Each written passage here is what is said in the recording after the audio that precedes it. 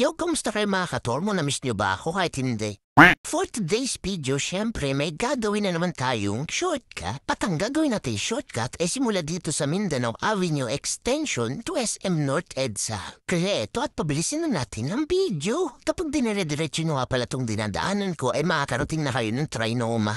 At makakarating din kayo dun sa crossing. At kapag kumanan kayo dun ay papuntang SM North yun. Pero syempre sabi ko nga ay may shortcut tayo kaya dito tayo kakanan. Dito sa Alley 14 Street. At bawal nga pala dito ang VUB. At saka one way din ito kapag galing kayo dun sa kabilang dulo. Kaya kung nakapasok na dito at gusto mo nang bumalik ay wag mo nang tangkain kasi wala ka na rin namang babalikan.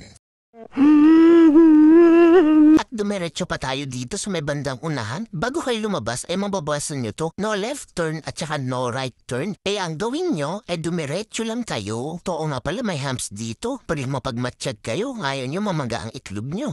At oo nga pala paalala ko lang. Ginawa ko nga lang pala tong video na to para lang doon sa mga hindi pa nakakaalam. Kung alam mo na abay share mo na lang. At dito nga pala tayo ay kakanan na sa road 1. Gagawin nyo nga lang pala tong shortcut na to kung trip nyo. Kung ayaw nyo naman abay okay lang. Kanya-kanyang trip lang yan.